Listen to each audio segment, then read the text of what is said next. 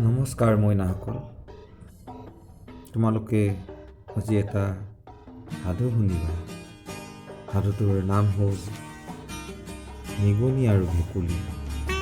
এবাৰ এজনী নিগনি এখন নৈ পাৰ হৈ সিটো পাৰে যাবলগীয়া। তাই কেনেকৈ সাঁতুৰিব লাগে নাজানিছিল। লগতে তাই পানীলৈ বৰ ভয় কৰিছিল। তাই ভয় আছিল পানীত জানো তাই ডুবি যায়। কি কৰিব তাই সিদ্ধান্ত কৰিব পৰা নাছিল। চিন্তাত নিমগ্ন হৈ তাই নৈখনৰ পাৰতে বহি দুখ মনেৰে পানীলৈ চাই আছিল। তেনে সময়তে এটা ভেকুলী পাৰলৈ উঠি আহিল আৰু নিগনিজনীক ক'লে, তুমি বৰ চিন্তিত হৈ থকা যেন লাগিছে, কাৰণটো কি? মই নৈখন পাৰ হ'ব লাগে, নিগনিজনীয়ে ক'লে, কিন্তু মই সাঁতুৰিব নাজানো। নিগনিজনীৰ ওপৰত ভেকুলীটোৰ বৰ দয়া পৰিল। সি ক'লে, মই তোমাক সহায় কৰিম। প্ৰথমে এডাল ৰছীৰে এটা মোৰ তোমাৰ গাত আৰু আনটো মোৰ গাত বান্ধি লওঁ আহা। তাৰপিছত মই সাঁতুৰিম আৰু তুমি মোক অনুসৰণ কৰিবা। নিগনিজনীয়ে আঁচনিৰ সন্মতি জনালে। সিহঁতে এডাল ৰছীৰে দুয়োটা মোৰ নিজৰ নিজৰ গাত বান্ধি ল'লে।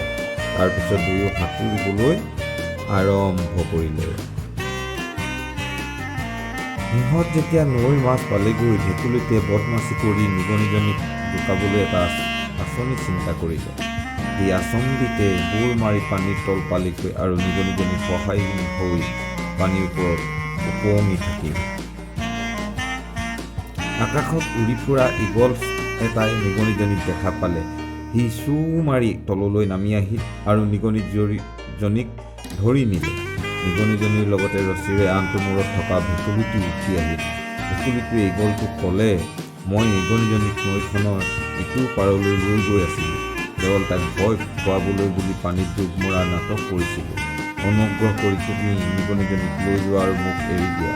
ঈগলটোৱে ক'লে, তই দেখোন এটা অতি দুষ্ট ভেকুলী। তই সহায়হীন জীৱক ভয় খুৱাবলৈ নাটক কৰিছ। সেইবাবে মই তোকহে ভক্ষণ কৰিম আৰু নিগনিজনীক এৰি দিম। তোমালোকে সাধুটো শুনিলা নহয়? পাছলৈ আৰু সাধু তোমালোকৰ আগত শুনাই থাকিম।